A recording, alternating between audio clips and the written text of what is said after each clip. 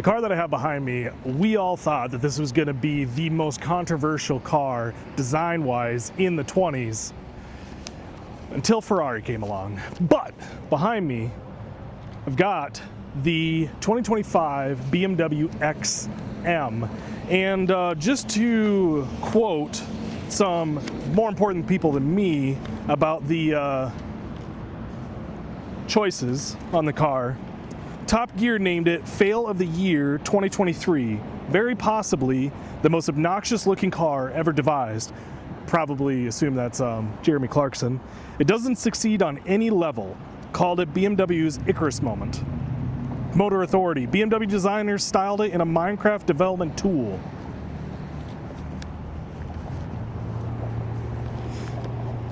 Carbuzz, a half-baked luxury SUV with styling by the Angry Birds design team. Ouch. The Autotopian, a hideous warthog-nosed, bloated 6,000-pound oaf of a vehicle. You get the idea. The thing about it is, if you just look at the specs on the paper, it's a pretty respectable vehicle, right? It's 644 horsepower, 4.1 seconds to 0 to 60 time. It's just that you kind of had some better options. Right here, I've got a Porsche Cayenne Turbo E-Hybrid, which was $13,000 cheaper, had more horsepower, and was 6 seconds faster. So, I don't really know much about this car. In fact, I had a customer come in the other day and tell me that they had one, and I didn't even know what it was. I know. I work at a BMW store. Well, not really, but Cadillac. So when we got one in that's used, I had to take a look at it. Now, this is one of those great examples where depreciation actually works in your favor, because this thing's stickered at $169,000, and it's for sale today, certified, less than 10,000 miles, for $101,000.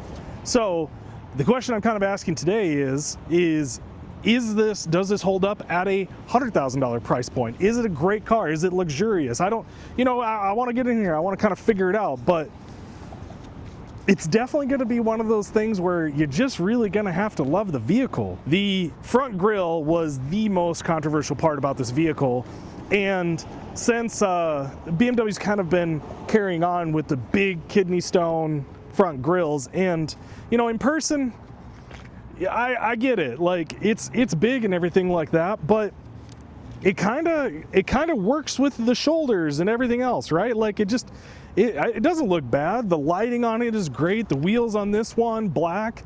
It looks pretty good with and then it's got this black trim piece kind of going along and swoopy. Is it $100,000 worth, I guess is the question. My only thing is, this is the second M car that was totally produced by BMW in the M factory, and they went with an SUV. I don't know, and a plug-in hybrid SUV. To me, that's kind of a head scratcher. And that would be great if it was a hybrid that kind of like was performance oriented and it was totally seamless and it recharged itself and blah, blah, blah, blah, blah. But it doesn't. You get 30 miles on the electric part and then the gig is up. Walking along the car here, it's got great looks from the side.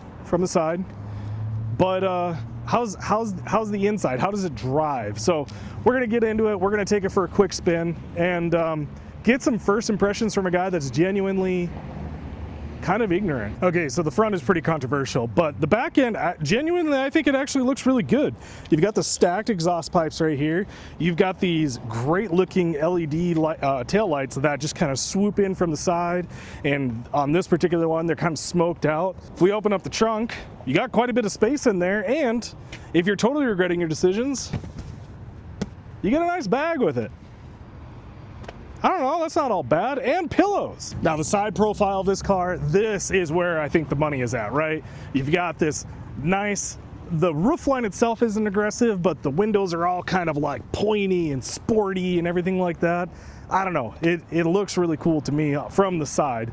Again, the front end of it is kind of where we we lose it a little bit. Now the back is where things change pretty significantly. The back seats are very, very comfortable. I'm not even using the included pillows that you get with it. You've got USB-C charging right here with what looks like a little adapter slot, and I think I saw online that you can buy adapters to be able to put like an iPad or a tablet, so that's right there. Because if you're buying something like this, you know, you're getting driven, you're not driving, even though it is a driver's car. You've got rear AC and heating controls, rear heated seats, and this particular one comes in this kind of really nice looking brown with like a suede or Alcantara headliner. And this part right here is leather looking, but it doesn't feel like leather. It doesn't sound like leather. It sounds very plasticky, but it looks really, really nice. And it has got absurdly deep cup holders in the back here. I don't know if I've ever seen cup holders so deep. I mean, it swallows up my hand to right about there, right? Now, I'm not a big guy, but I've got plenty of leg room here. You know, I'm 5'9", something like that, but this brown against this white, I don't know, it kind of works. And then you've got the seat belts with the M stitching coloring on there. That's a nice touch. That's pretty cool. But the back seat is one thing. Let's go into the front. Okay, while we're headed out, let's talk real quick about some numbers really quick. People can say whatever they want about design, they can say whatever they want about style and everything like that, but did the car sell well? And the answer is not really. It was really only produced for 2 or 3 years, depending on your version of it. It was produced partially in 23, 24, 25, and then they discontinued production. 23, which was a partial year, was their best year, and I think it was right around 2,000 units, and then every year after that, again, it was only 2,000 units per year. Now, supposedly, the Z4 convertible actually outsold it, which I believe is one of the first times that's ever really happened. Now on the inside, you get your typical BMW treatment, which is you got this nice big screen, it looks very nice and clear, everything's blue and red on the inside, you got carbon fibre for the paddle shifters, you've got carbon fiber matte for in and around some of these other interior pieces, which love that. Carbon fiber is great, gloss, but it's kind of getting overdone a little bit. Matte just makes it look super, super sharp. And then you've got some other, the steering wheel in this thing feels really nice, feels nice and thick in your hands. And then you've got the M buttons right here, M1 and M2, which not super sure what that's for, but I'm sure we're gonna find out. Now, I've been driving this for a little bit on some less than ideal roads, but nothing terrible. And one thing I can tell you is that this does not scream luxury. It does not ride like luxury. Which, if that's the point of the car, is to be performance oriented, you know, that's definitely one thing. And one guy gently pointed out to me that BMW is performance, luxury, and then efficiency in that order. And this is a car that I can genuinely tell you that that is true. The only bad part is at that price point, wouldn't you kind of just expect a little bit more, you know? I don't know, maybe that's just me, but you know, the inside is good, don't get me wrong, but $169,000 good? I don't know. And I have it in comfort mode, and I feel like this is some cars' versions of performance mode.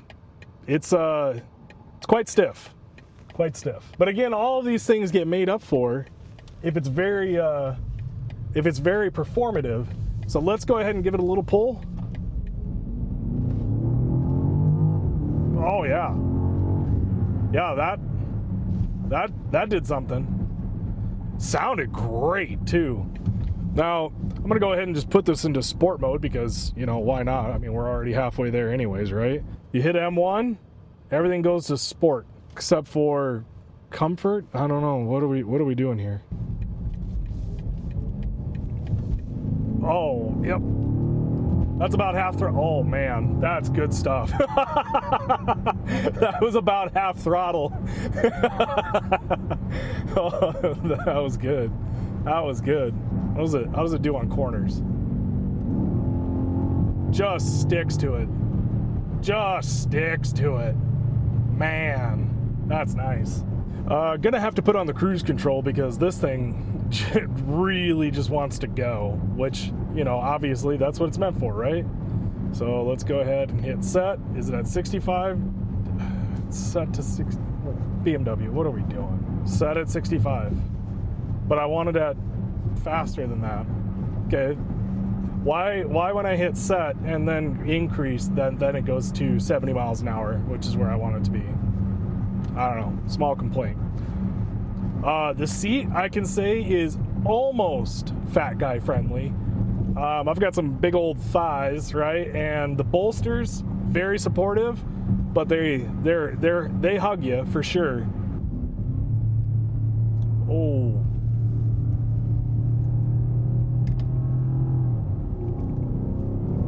Oh yeah. See, that's what it's about right there. Holy buckets, that's nice.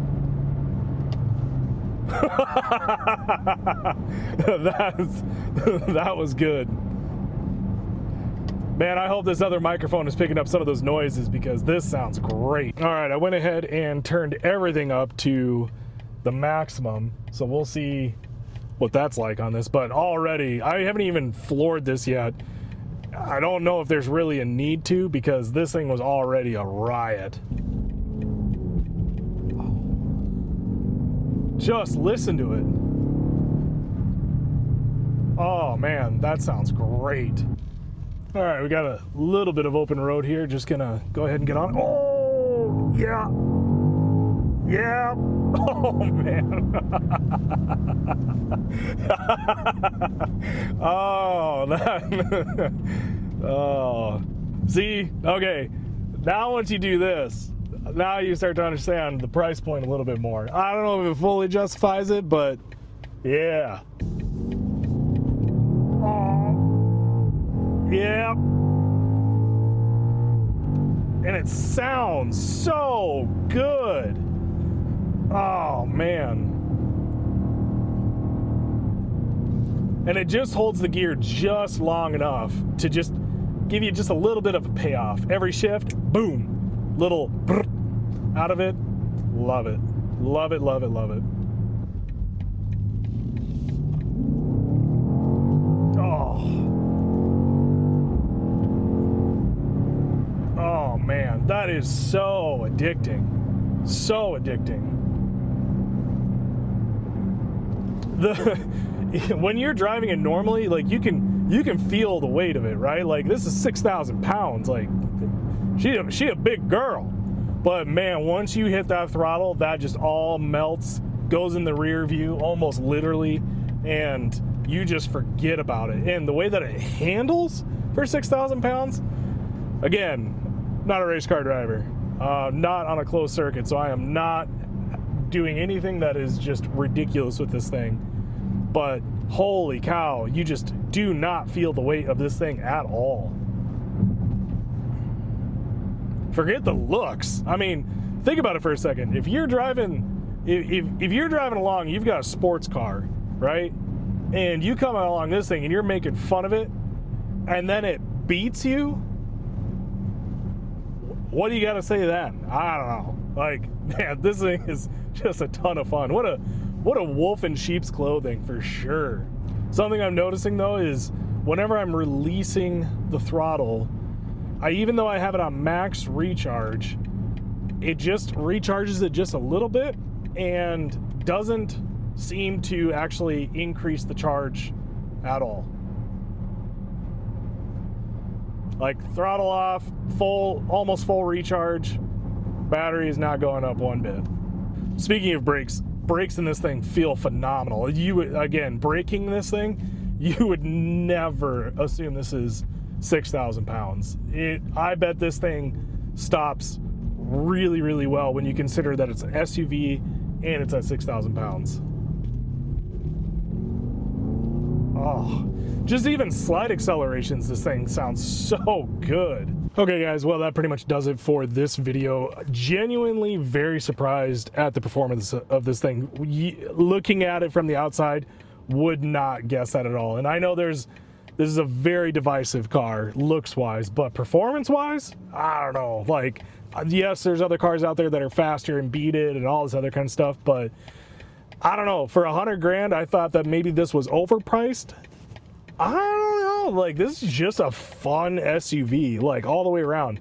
Now, give it a couple more years, and when this is like 50 grand or 70 grand, man, what a buy this thing is going to be, as long as, you know, the battery and the hybrid components and everything like that hold up. But if you want to see more videos, guys, go ahead and leave a like, comment, and subscribe down below. Comment below if you think I'm just out of my gourd and I've drank too much of the Kool-Aid and I'm a BMW lover.